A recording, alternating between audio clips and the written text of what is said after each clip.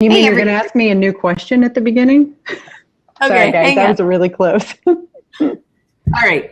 Hey, everybody. Welcome to another episode of Design Recharge. I'm your host, Diane Gibbs, and I'm joined today with my friend, Brooke Scherer, and we are going to be talking about design history. But if you're new to Design Recharge, it's a live interactive podcast that's for designers who need to recharge their creative batteries and learn about the business of design. And it's recorded live every Wednesday.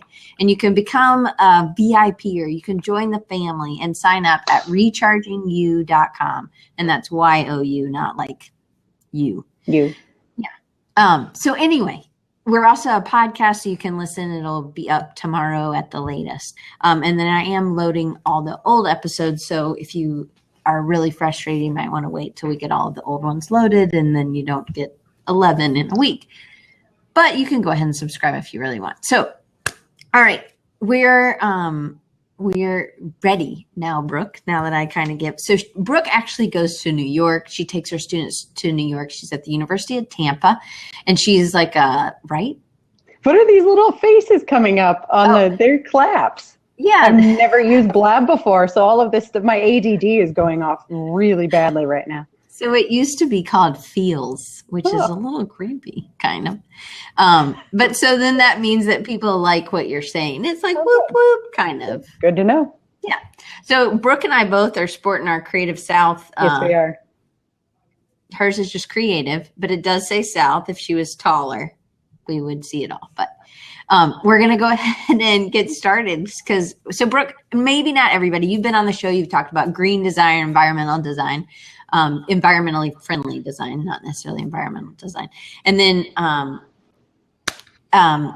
Jason, I'll tell you later, it's just a minor ligament strain too.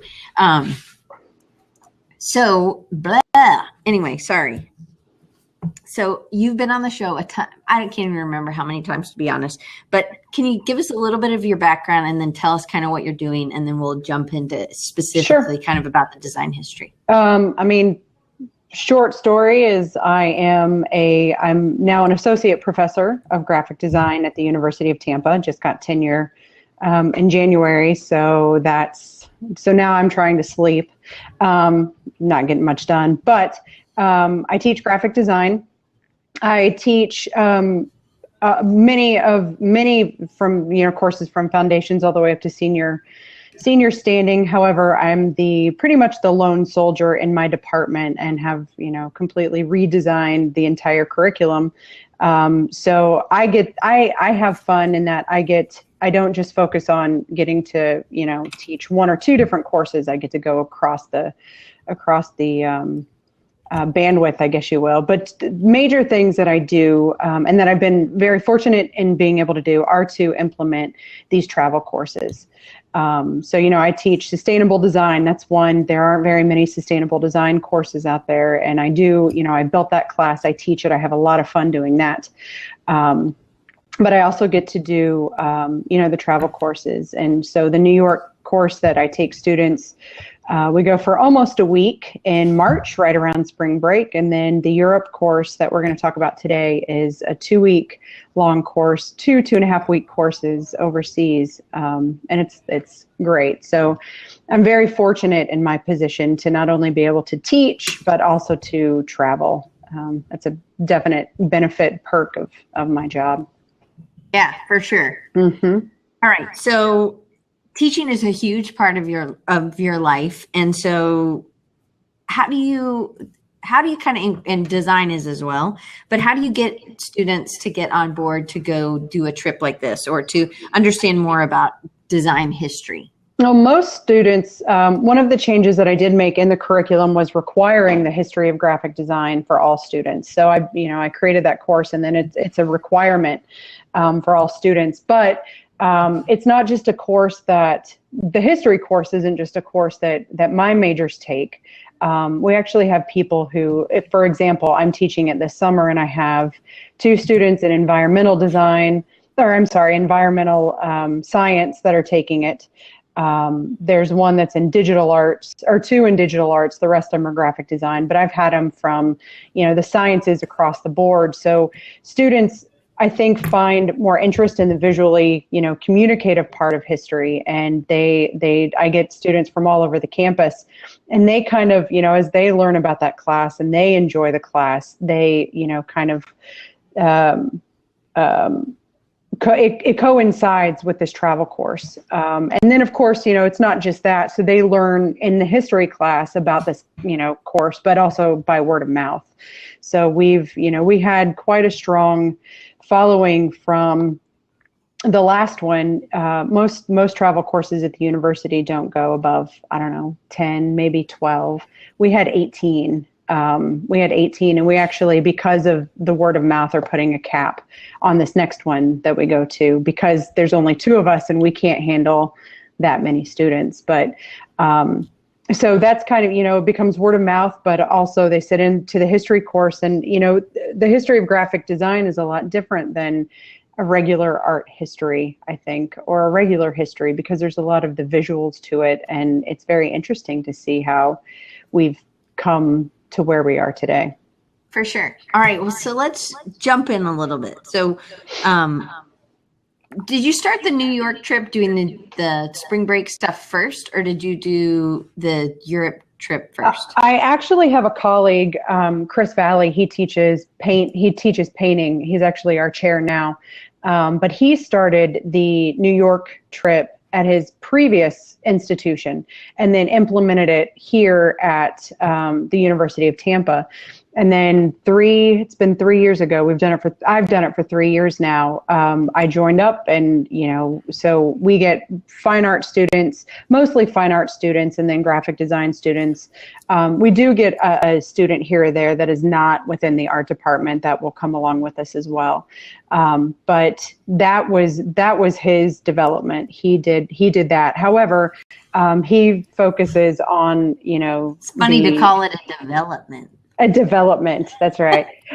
He focuses, on the art, but then when I joined, I took the complete reins for the graphic design. So just started, reaching out to people I've met at roundtables at AIGA. And, it's funny, you just send an email. If you don't, I met Michael Beirut at AIGA and said, hey, can I bring students while we're in New York? And he said yes. And Gail Anderson was the same. And, through them, I started, reaching out to Paula Scheer and who else? Who else have we gone and seen? I love New York. Yeah, Milton Glazier, although he's one of the people that students get so enthused about going on this trip until they sit in front of him, and then it's just like complete blank. They're so intimidated by him. But it's interesting that if you just reach out and ask, most people will be okay with, you coming and bringing students and them talking to them. And so it's a lot of fun. It's one of my most favorite trips. It's my favorite time of the year. My favorite course to teach, actually. That's cool. Mm-hmm. So do they get a whole credit, or is that a whole semester long and then you're just? No, it's only, well, it was 1 credit. We actually just increased it to 2 credits. And at our institution, typical studios or art histories are 4 credits as opposed to the 3, which most people do. So we made it 2 credits. That way students could travel, because a lot of students will do that trip more than once. I've had repeat students, and I know I'll continue to have repeat students. It's just because it's that great of an opportunity. Students get to network. I also, this last time we were there, I gathered up 3 of my previous students who were living and working, and we had this really large round table where they gave, their experiences, but also did a portfolio review, and the students loved that. So students, they find the value and they want to go back to see. But we offer it right now, or coming up, it's going to be 2 credits. And then that way, if they go twice, they can substitute out an art history class for it. Yep. So, trying to make it more than just an elective, because I very much feel that being in the field, or these learning experiences are so much more valuable than, what you'll find in a book. So I encourage most students to go. All right. So that kind of leads to that next question. So why taking them to Europe? Why go and see it in person? What's so much better? Well, first and foremost, let's be honest. I've never been to Europe, and it was something that, I wanted to do. And travel courses are a way to, get to explore these opportunities. But that being said, being able to, I was always told, and I never traveled in college, and I was always told, you don't really understand the benefit of these pieces or the impact of these pieces until you see them in person. And I got a lot of support from the dean, who had said, do travel courses, take them to Europe. So we took them to Europe. And I don't know that the students, well, not all students benefited as much as seeing the originals as some of the more dedicated students or myself. But I know for a fact that all students got something out of what they saw, whether they were majors or not majors. In fact, I made all of them keep blogs. Even the guy who had a development? The development. I'm going to use that from now on. It sounds like you have a development. Well, you just copyright me on that. So my claim to fame will be the development. But see, now I'm lost. I don't know what I was talking about. Okay, so even the people who don't have graphic design as their major. Yes. Oh, right. So I made them. Thank you. This is what happens. I've told you that my classroom sits on the river, right? And when dolphins are out there and I'm critiquing, I have to stop and regain my focus and try and figure out where I was. That's my AD. It's just off. But I made them all write blogs while they were on. So and I'll probably revise it for the next one, but they had to do, there's Jeff. That's not a lie. She does that. See, I told you. It happens. But I made them write daily blogs and to kind of talk about their experiences for the day, because each day was designated to, one specific part of wherever we were. And one of the blogs, or one of the girls that went, was a marketing major, and her blog was very inspiring to read because of how much she got out of it. So even though she's not a major and never took the history of graphic design and didn't know much about it, it's putting them in front of this culture that, most people, you've seen that YouTube video where the guy goes around and asks, what is graphic design, or what does a graphic designer do? And people can't tell you. It's not until you really get it in front of people that aren't graphic designers or don't have any sort of visually communicative background that they're like, oh, it's everything. That's what my husband will tell people. He's like, it's everything. Everything you see and touch, that's what it is. Mm-hmm. It's true, though. So, all right. So I want you to kind of take us through. And so you started on your blog, which we're going to share that link. I think we can share that link, right? Yeah. So we're going to start out, you have it in like 7 parts. And so we're not doing all 7, but we're going to start out in Basel and then we're going to go forward. So I'm actually going to try this new cool thing. Let's see if it works. Oh, whoops. Yeah. Come on. Oh, because I have the seat is locked. Sorry. I'm like, why isn't this working? Clicked. Okay. It looks so yellow, but anyway, okay. So is that the first one? Yes. Probably. Yeah. Can you see that? Mm-hmm. I can. Okay. Do you want to I'm going to click through these and you can kind of talk through it, and then we can talk about your love for Swiss design as we get to something like that. Sure.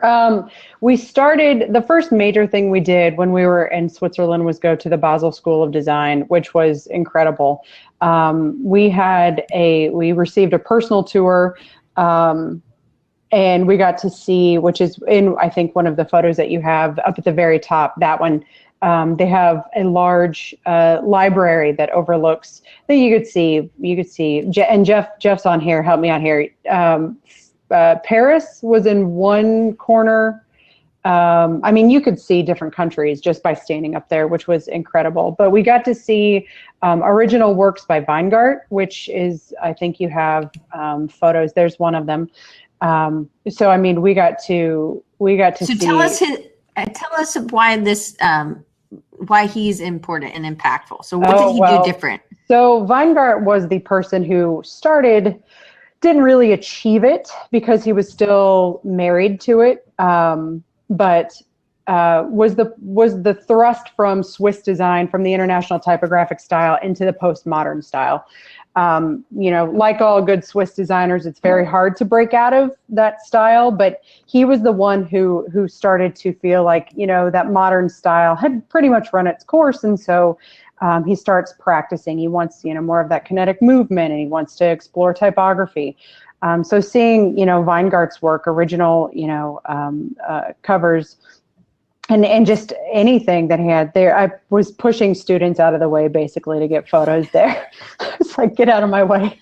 So this was part of the personal tour, though, that you were kind of able to kind of see what was going. Okay, and then they just laid stuff out, told you not to touch it. I'm sure.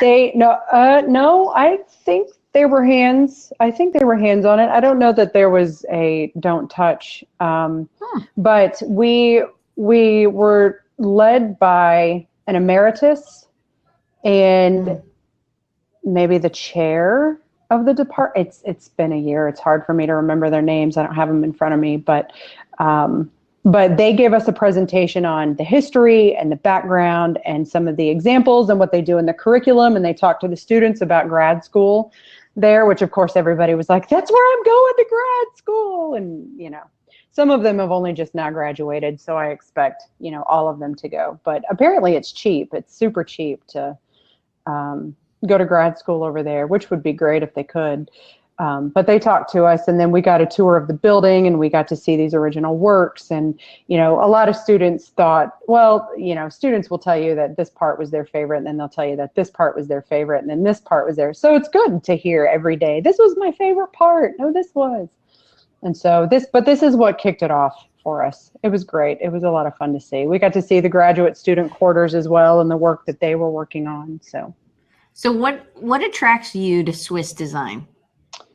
Oh boy. I'm a big Joseph Müller-Brockmann fan, and the fact that, in fact, when we get to the Museum for Gestaltung, the graphic design, the Swiss Graphic Design Museum, that's right. It's the grids. Jeff's grids.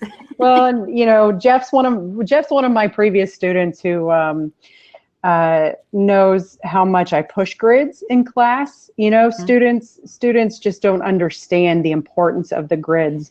Look behind you. Oh yeah. Mm-hmm. I mean, just saying, and so I think, to be able to for me as an academic, teaching students how to structure their work to use a variable grid that has, unique interest in it. Not just something in terms of early Swiss design and the modularity to it, I think for me, that's kind of boring. So when Brockmann starts to kind of break, he's keeping the grid, but he's breaking it, but he's keeping it for organization. But like his Beethoven piece, that is just something that. But breaking it for impact. So there's a lot of structure, and then part of it is broken, and therefore that creates hierarchy. Yep. Right. Yep. So this want to talk about this fruit? Yeah. So this was probably my most cherished photo when we saw this. So this here was in Zurich. And that is the Museum für Gestaltung, which is the graphic design museum. And that's the basic reason that we went, although, Basel was just the cherry on top of the ice cream or cake or whatever dessert of your choice. But when we went down, they have all of these archives in the basement, and they have these drawers, these large flat files kind of drawers. Yep. And you pull them out, and they're all originals.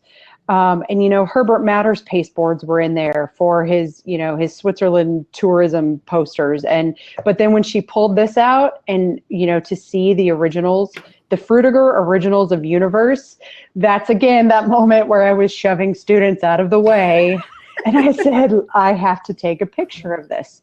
Well, and what's great about this, and I know that you've in one of the questions you asked, what makes some of this so important, and what really makes something like this important. And my students are actually required to create their own font by the end of their career up in the higher level.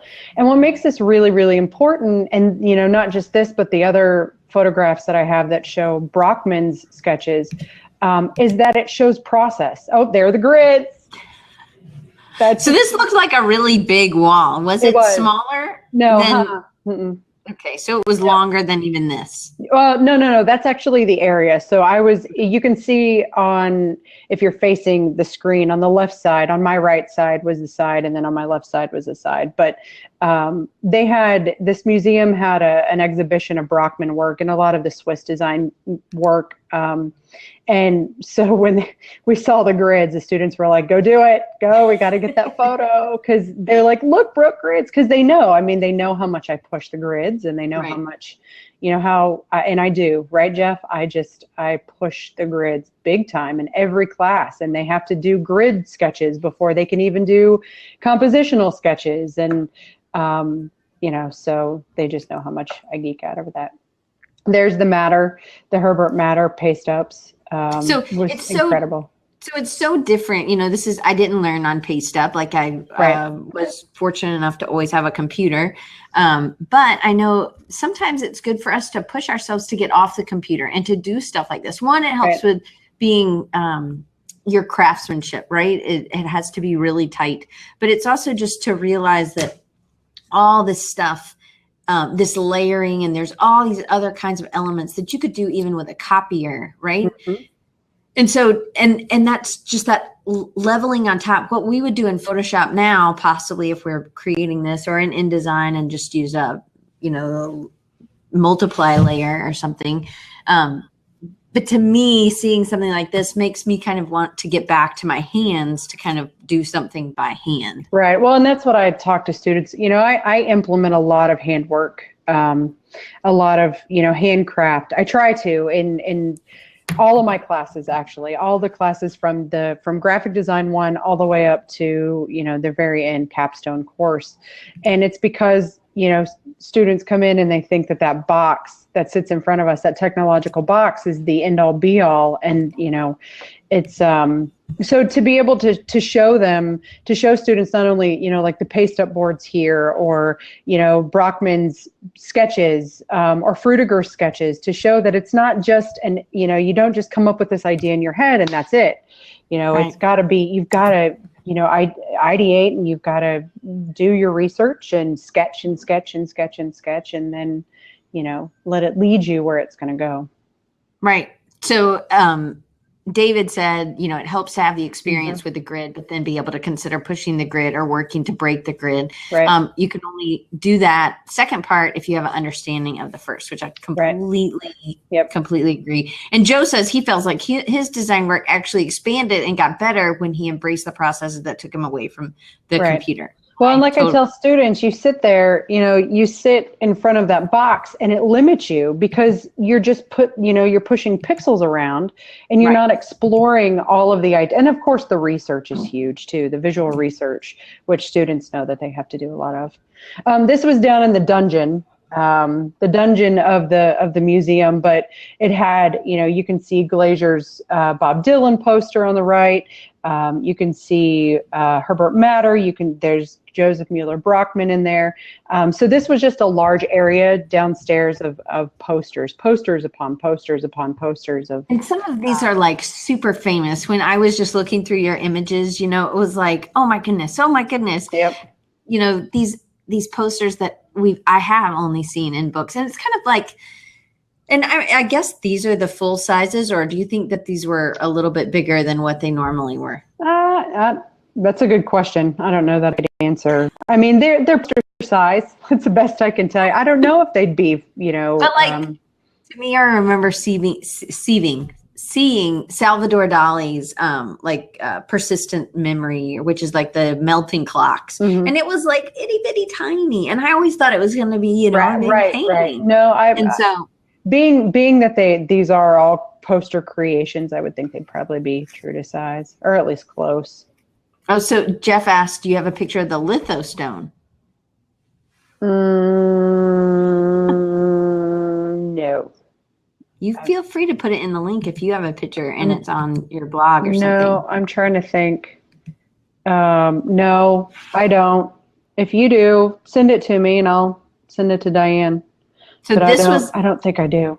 this is one of my favorites, and I love this. You know, it just kind of has some of the design stuff that I'm. And I actually lectured on that last week and went on and on and on about it just because it's. Well, tell us what you went on and on and on about. Well, I mean, Rand was so, you know, I always ask students, and in fact, my history students are giving their presentations tomorrow, and they're going to talk about what social or cultural event has shaped where we are today, you know, and I talk about how, you know, postmodernism is, you know, some people say that we're not in postmodernism, but, you know, are we? And I have them think about it. And then we talk about the expressive part and how we've come back around to the hand lettering, how hand lettering is so big right now because we've kind of, you know, shunned away from, you know, design history is very cyclical. There's, you know, we want to express ourselves, and then we come back to the more structured because we want to be universal because something socially or culturally has happened, and then we go away from that. You know, there's an economical boom, and then we want to be, you know, individualized or expressive again. And what I love about Rand's work is that he does take the ideas of the ITS, but he pushes them because of expression. So where, you know, Swiss design rejected expression for universality, Rand comes in and he's like, but that stuff's kind of boring, you know, so let's make it exciting and want people to actually, you know, engage in what they're seeing. And what's interesting about this is that comment about breaking the grid works here, because it's not, you know, it's not that modularity, that structure that we're used to, but you see the type that it's offset. It's very kinetic because it staggers. We see the positive and negative space, a lot of design principles. We see a lot of geometric versus curvilinear shapes. So it's dynamic. And I know, you know, Rand, well, I don't know Rand. I would have loved to have known Rand.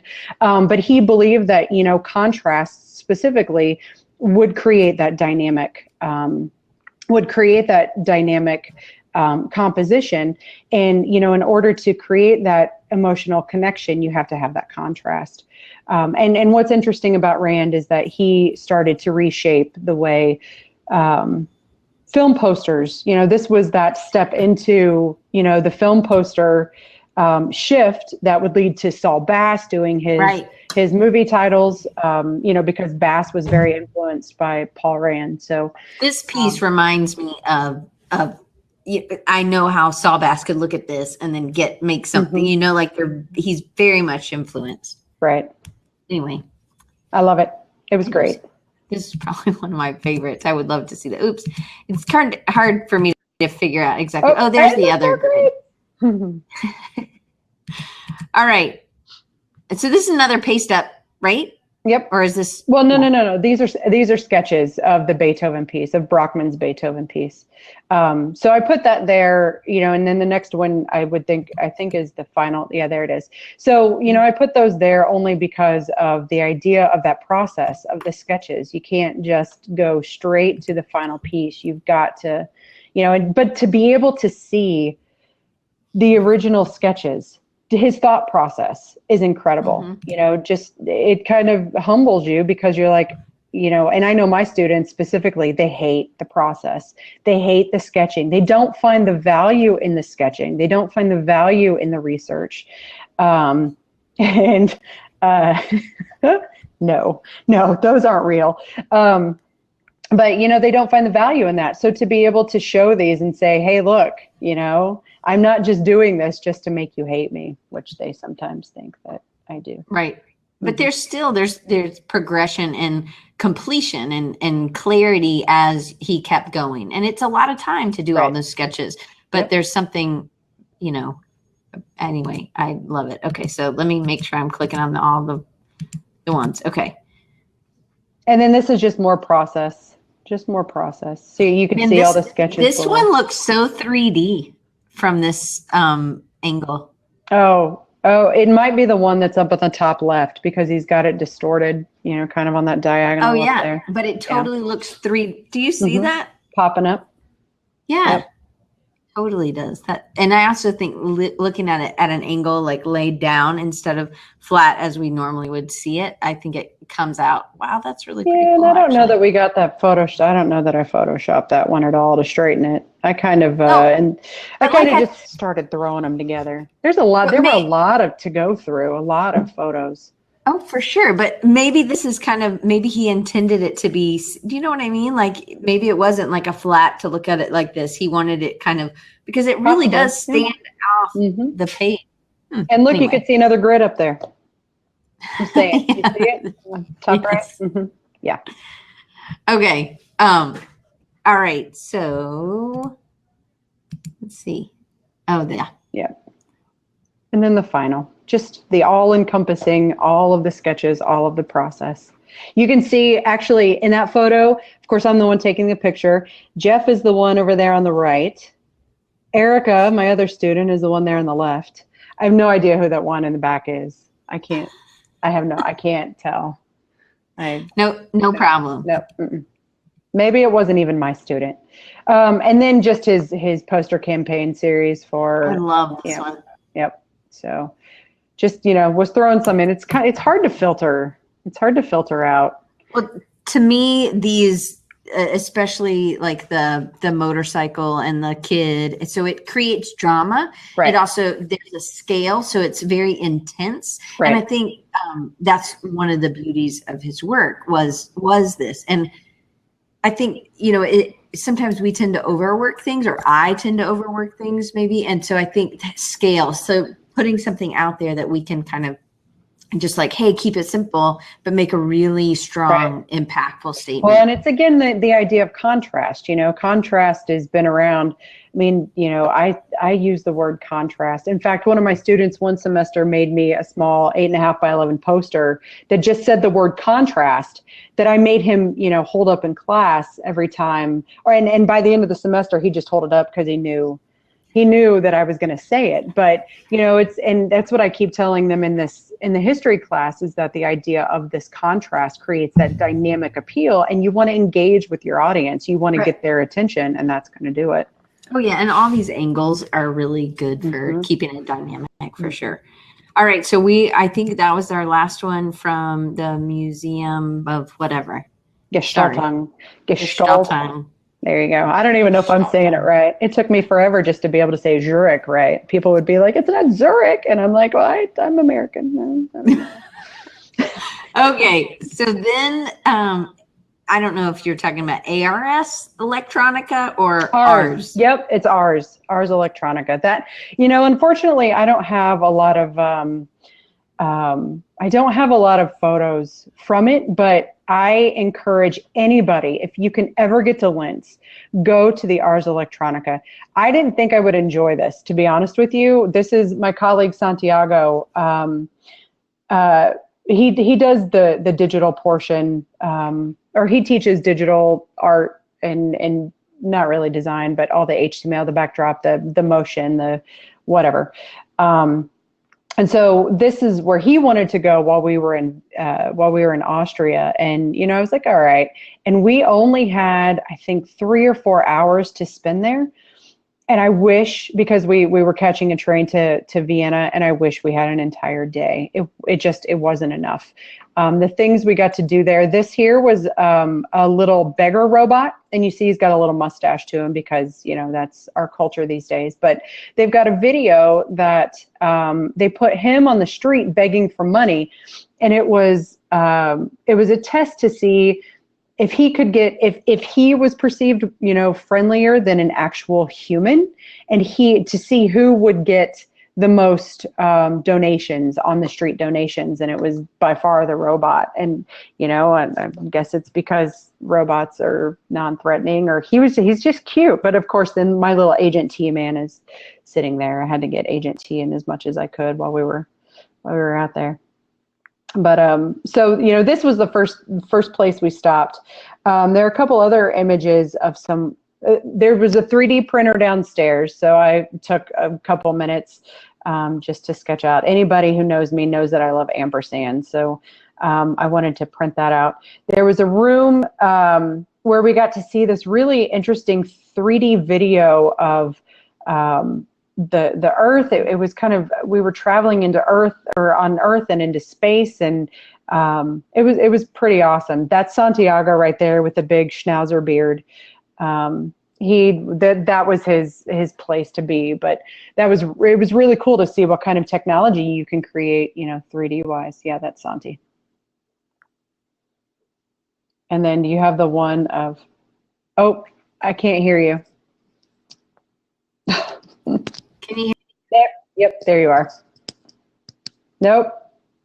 Oh, there you are. I can't mute both of the things. So are you hearing me twice? No, I hear you just once. All right, here we go. Oops. Oh, and that was the space. That was the 3D. I wish I could remember what it was. Space science something. I don't know. Oh, look! Look at that! Look at all those. The ampersand. I hope you really do love my ampersand, because I love my ampersands. But they printed it 3D. Of course, I didn't get to take it home, but I wish. Now that was fun. Now that is my 6-pack. Just so you're aware, it's not really. But this was a machine to show how you could use X-rays to see internally, which was a lot of fun. So really, that's what I look like. Did you not know about X-rays? Well, I did know about X-rays, but X-rays in the form of bones versus X-rays in the form of seeing your muscular. Yes. So see, really, that is really what I look like. But that was fun. You could hold up, and it gave the perception that they were actually looking underneath the skin. Yeah, that's cool. It was. I was like, have you not heard of this thing called X-rays? Had a couple. They had it in Alabama. Yeah. I would have thought Florida would have been in front of us. Had a couple in my day. Now this was scary. This was like a tailed, like plastic, or not plastic, but like rubber baby that spoke to you. It was the creepiest. The wizard was behind the curtain the entire time. Speaking through this baby, but you'd pick it up and it'd be like, hold me, Brooke. And I'd be like, oh my, it was creepy. It was like this, I don't know, latex or vinyl, or I don't know, but it had like the face of a baby, but this tail, and it would wiggle and move and want you to actually be its mother. And I'm like, oh. So it was fun. It's just, there's the only thing I can say about the Ars Electronica is it's a bunch of very interesting, creative digital. It was made of nightmares. It was absolutely made of nightmares, says Jeff. I agree. It was pretty scary. Yeah. Well, we've had some weird dolls on this show. So if you go back and watch the Rusty Mitchell from April, I think, or March, it has a creepy doll we've shown. Creepy doll.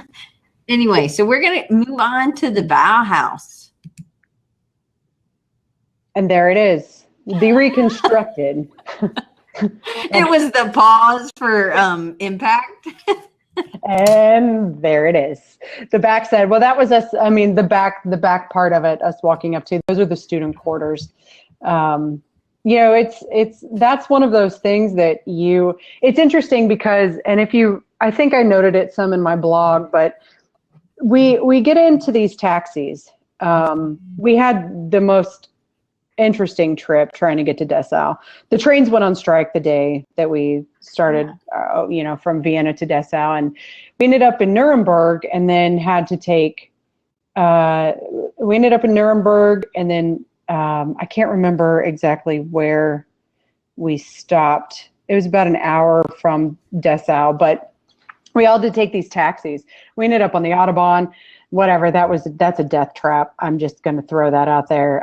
That is the scariest experience of my life, riding passenger side in a taxi on the Autobahn. But the guy sitting there, and his broken English and my inability to speak any sort of German, he goes, "Why are you going to Dessau?" And because it was such a large player in the Second World War that it's a beautiful city. It is a beautiful city. I loved being in Dessau, but apparently most of the world doesn't share that same sentiment. And so he's like, "Why are you coming?" And I was like, "Well, why why do you go to Dessau? And he's like, well, I'm a student there.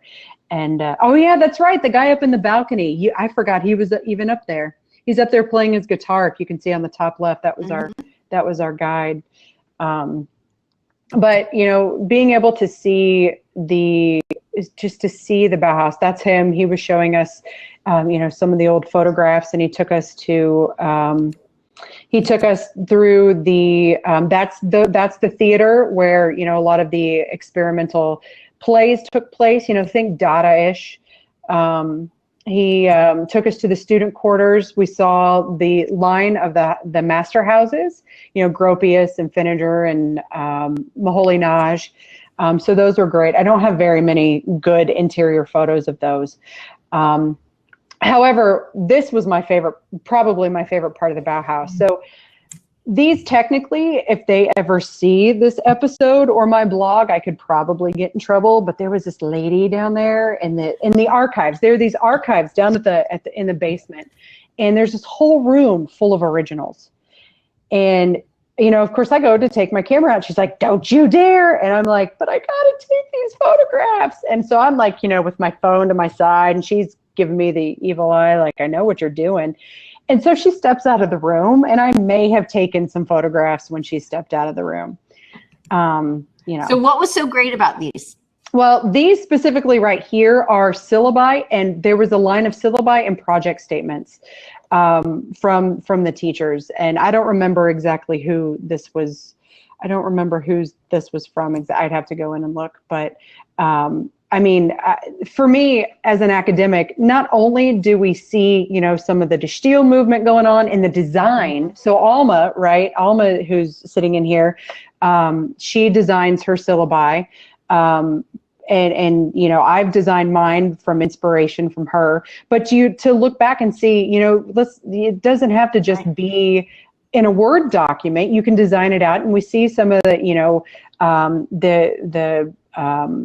the new typography, coming out in here. Jan Schickold's new typography, which was an influence, or some of the, I guess, Russian constructivism and De Stijl coming out, because the new typography came later. But you can just see, they designed it out, and they've got all sorts of, of these documents. The Bauhaus magazine, to be able to see the Bauhaus magazines, and then the cover that Moholy-Nagy did with his typo photo, and the original cathedral that Fininger did for, in the very, very beginning of the Bauhaus, that was, to symbolize this cathedral on the hill that, this school, that this all-encompassing holy school, if you will. It's just, can you tell I'm geeking out here? Because I'm totally geeking out, totally and completely.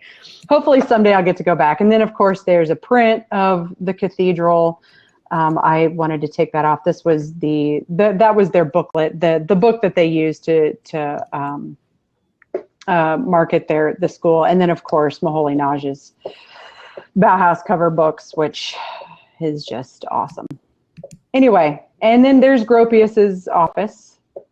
Seems kind of random, but that's reconstructed. That's where he was when he ran the school. Do you think that yellow chair faced like that? I have no idea. Maybe. It's kind of like, I don't know. I guess maybe that's for somebody coming to sit in the hot seat or something. That's what I was going to say. Maybe so he could look at the student. Development. There it is. Development. A student with a development. So their back is away from everyone else. All right. So then you were very tired at this point, right? You've been going and going, and then you had the whole train debacle where people were, striking, right? Mm-hmm. And so at this point, you go and you start looking at the street art. Yep. And you said you were super tired. Yeah, but this was Berlin. Berlin for me wasn't as exciting. I didn't enjoy it. And we were there for a long time. I think we ended up with an extra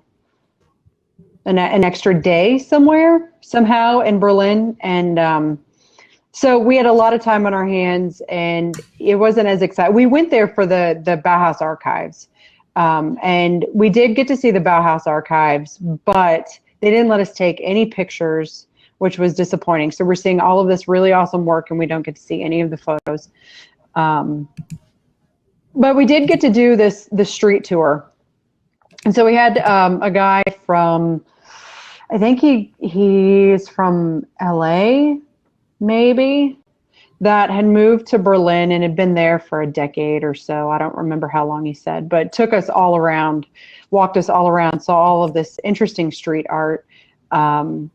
So was this something you set up before, or you're like scrambling to find something to do? No, we had set up it's called the alternative walking tour. And we set that up before. Pretty much everything, for the most part, everything we did, design wise or, art wise or whatever, was set up before. And we use a company, a travel agency called CIS. And they were the ones, basically we went through and said, this is what we want to see. This is where we want to visit. And then they set it up for us, and I mean, everything else that we did, the students had quite a bit of time to go out and explore on their own as well. But this is one of the things that we did as a group. And so then one of the last things was the leaving your marks on the Berlin Wall, right? Yep. We all got to sign the Berlin Wall. It's pretty interesting to see it in person. Students loved it. Yep. Cool. I think those are our images. So I'm going to take that off because I think some people are hearing me twice. So kick it out. Ta-da! Yay. Anyway, I'm super excited that you could geek out with me a little bit today. And I know that, so let's get back to some of the questions, and because I think it was really good to kind of see the images. And again, if anybody else has any questions, just plop them in. So how long was this trip, and how long, if you were telling somebody that they kind of wanted to do this, how far ahead do they need to schedule things? Like who, like to do this walking tour, to do something? Did you do any specific research? Because you were really setting this up, right? You weren't having some travel agencies set all this up. No, we did. We, with the university, let's see, and we just got approved for the May 2017, but we started putting that together. The May 2017, I started putting together last fall. So our deadline to have it to the university was in December. So December of 2015 for the May 2017. So we start these pretty far in advance.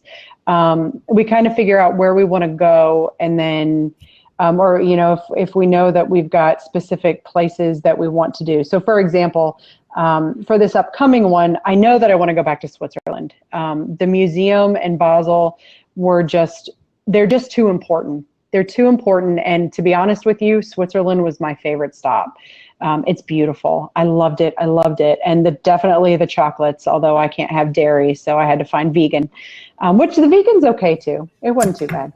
But that aside, we also went to the Alps, and I want to go back to the Alps for a day. That was just incredible. But so I knew that I wanted to go back there, but I also want to take students to see the Montmartre, where and I know I didn't pronounce that right, but that's just how me not being able to have any sort of tongue. But I want to see if we can get into, the areas where Lautrec, did all of his, and Scherer, where they did all of their Art Nouveau stuff. I want to do it. I want to do it terribly. And then we're going to go to London. I think we're going to hit a lot of the museums. We are actually going to go to Universal for the day, because I can get us in to see how all the graphics and digitals for Harry Potter, how they did Harry Potter. Anybody who knows me knows that. Yeah, that's why I want to go to London. See, it's really all about what I want to do, and then the students just follow. All right. So Joe asked, how have these trips impacted your students, and even understanding your understanding of design or the process or whatever? For me, I was taught with all of this anyway. I took a lot of design history. I had some really amazing graduate professors. So this for me is me kind of reiterating what I learned, but of course me learning on top of that. For the students though, the students that went, I think they could definitely see the importance of the process specifically. We're in the Graphic Design Museum in Zurich, and the students are yelling at me to stand in front of these grids, and they're not only for my love of grids, but because I think they start to understand how, truly important these things are. But to be able to stand in a place, say the Bauhaus, that has such a tremendous impact on our history and where we are today and why we teach the way we do and the foundations and the programs. I think that has the ability to open their eyes so much more than me standing and lecturing in front of them and saying, this is the Bauhaus. This is why it's important. Go watch this documentary, which is exactly what I do. So being able to have an actual tour that puts this information together with what they're seeing really helps to solidify and I think grow an appreciation. So are you talking during these? Are you so it's all kind of like self-guided, they're just taking it in really? Well, most of the places that we went to were guided tours. So there was someone there. Okay. Yeah, so I really didn't have to do much. It just kind of reiterates what the students who have taken a history course should have in theory learned in class. So fortunately for me, that I got a breather from that. I didn't have to, reiterate any of it. They were just hearing it, most of it for a second time, and I think I always say that students suffer from what's called, the mommy syndrome, where they hear me up into, like the second day of class, and then they start tuning me out like they do their parents, like they do their moms. So when someone else says something, repeating exactly what I say, they're like, that's such a great idea. Oh, brilliant. That was brilliant. Brilliant. And I'm like, I never told you that, right? Never, ever have I told you that. So for them to hear it from someone else, because they've heard it before, but it clicks. It clicks with them, I think, much stronger than hearing me day in and day out every semester. Jeff says, do you think we made it 2 days? I don't know. Oh. Probably not. All right. So how long? I actually bring Jeff in to critique students' work, in other classes now that he's graduated. And the funny thing is that when he was a student, he didn't want to listen to me ever. He would fight with me, if I'd tell him something. But now he gets up and says the same things, and the students are like, I love it when he comes in because he just tells us these great things. And I'm like, yeah, clearly that I've never told you before, ever. So it's good. It's good for students to hear it from other people. How long was it? Did you already say that? No, it was just over 2 weeks. We had 2 days of travel, and then I think we had 2 days. So I'd say 16 or 17 days. Okay. 2 weeks. So really, the question I asked before was really, it's a lot of people have already taken your class, the design history class. Are any of them besides maybe the developmental student that's not going to take anything anyway? Are they, do any of them take it later? The design history class again? Well, take it again? No, not again. I mean, take it. Just like you mean the non-majors who probably aren't required to take it? The non-majors, those other people who just don't matter.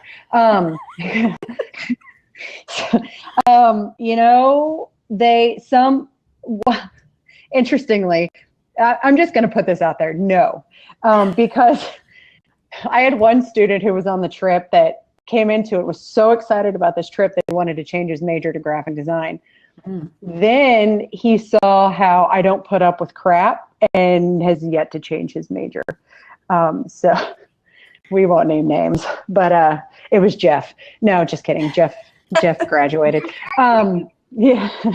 But I haven't seen any of them take it after they've taken the trip. But in a way, for those who aren't required to take it, I'm okay with that because they got a semester of history right there pretty much in 2 weeks anyway. So what would you recommend for somebody maybe who's an illustrator, or of what you saw, was there anything that maybe a typographer or an illustrator or, publication designer, just a regular, was there something you think that they should see that you saw? That's a good question. I definitely think the street art in Berlin is very important for, even though I didn't like Berlin, that was a really interesting place to be. I also think for anybody, any designer, any artist, really the Bauhaus, getting that, just seeing all of those original works, I do think that's important. Someone up on here said Florence, not this trip, but the next trip for typography. We're going to go to Italy. We're slated to go to Italy for that. We're going to go to Italy, I think.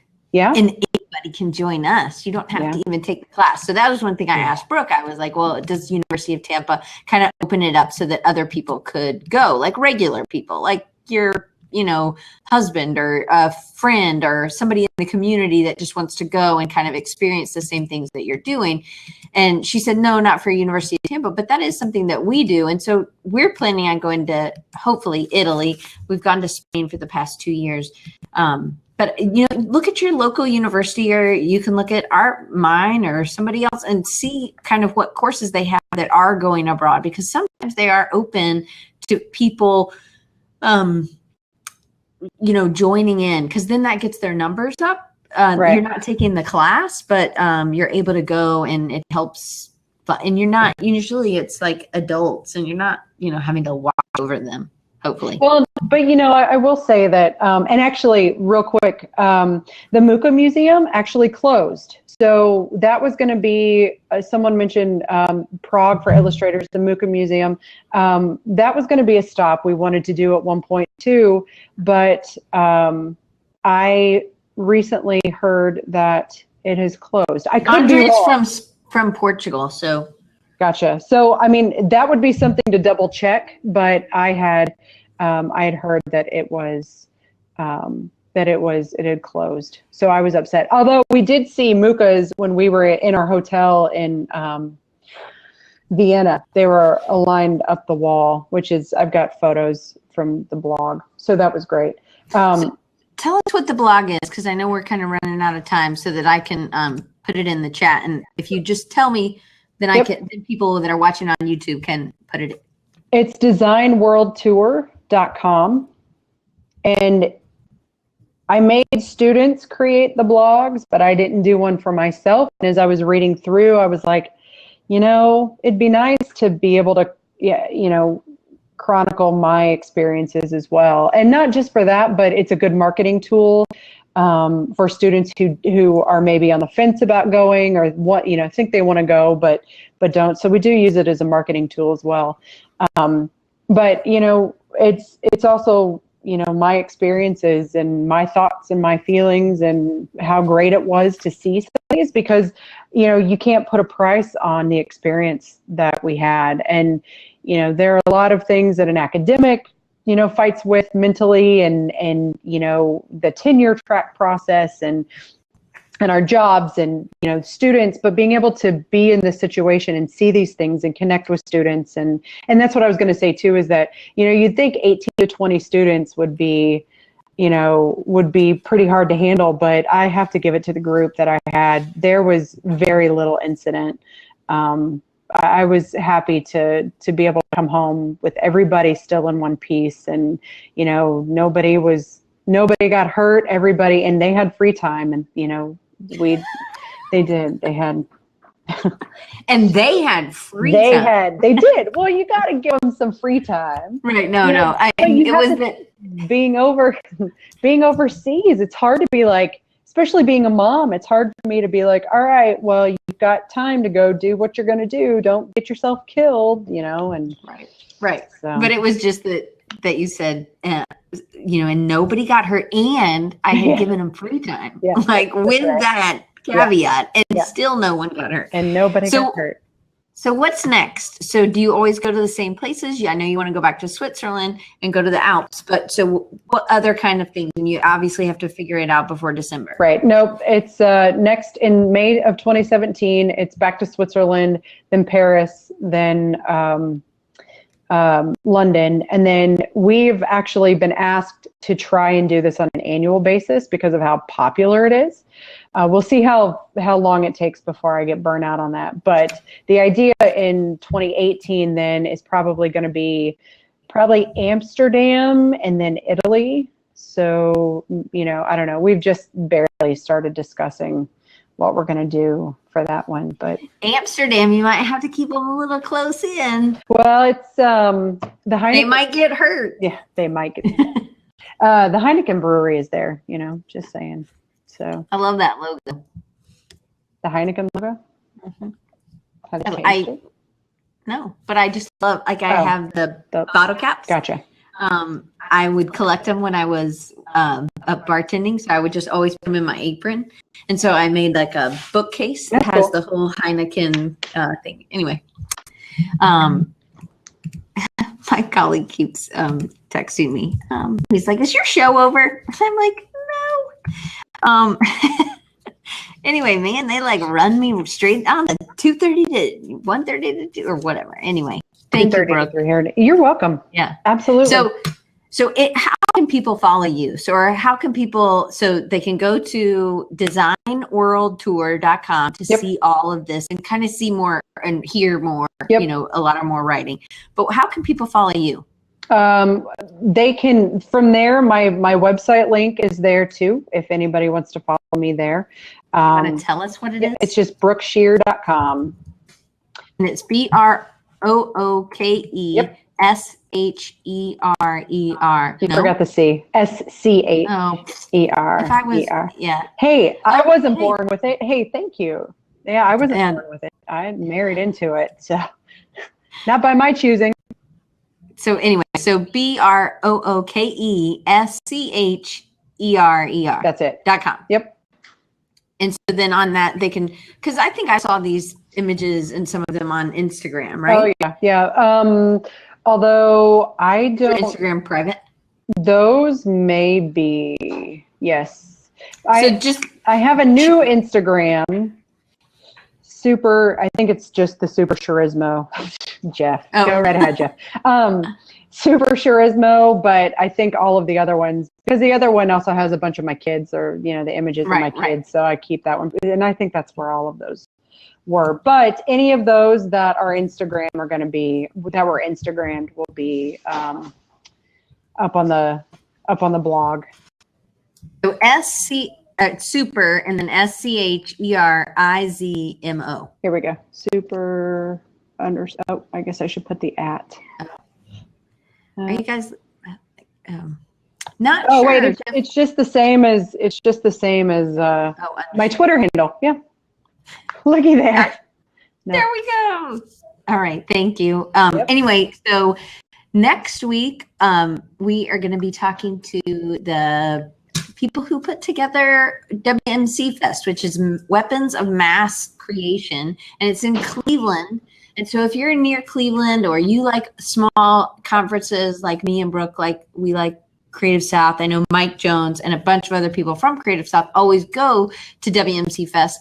And, you should be looking, the tickets are really inexpensive and it's very affordable. Another good, really small, not really small in a bad way, like really small in a great way. That probably sounds terrible, but it's like really good to have it. I think that maxes at about 1,000 people.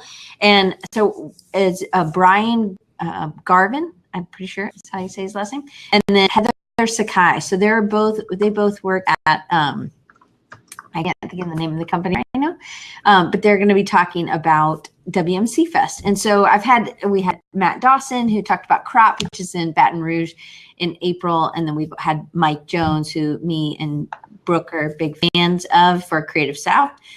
And then we're going to be talking to the people at WMC Fest. And so they have a bunch of workshops and things like that as well. So again, very affordable conference to go and just really kind of bust it out. And it's nice to see everybody back from April to August. So anyway, check it out and we'll see you next week. And then I'm taking that next week off because I'm going to completely move offices and I'm super excited to show you. I'll have carpet. It'll be really ugly, dingy carpet, but I don't care.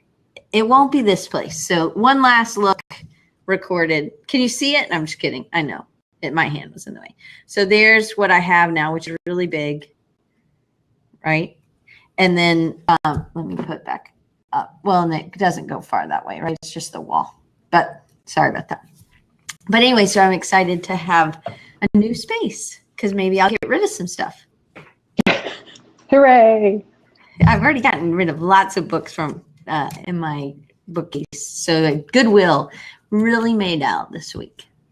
Tax deductible, just saying. Yes. Mm-hmm. Yeah, I got the little sheet, thankfully. Anyway, so check us out next week, same time. It's 2:30 Eastern, 11:30 Pacific, and take a break dancing in the large face. Yes, but all I can do is the worm. Is it okay to email you about teaching history of graphic design? Absolutely. Yep. Email on your website. And here I'll give. Kent is also a professor he teaches at Mississippi College, and it's there you go. BSCHERER at ut.edu or BSCHERER05 at gmail.com. So you can reach it there as well.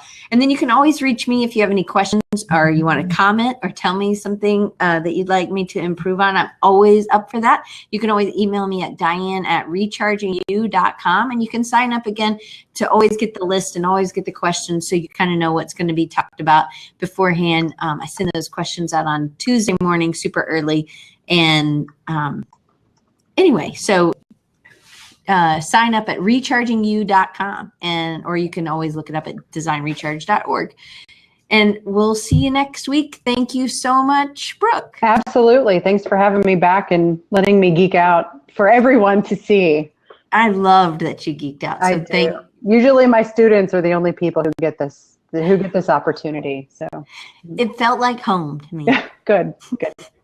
All right. Bye, guys. We'll see you next week. Bye.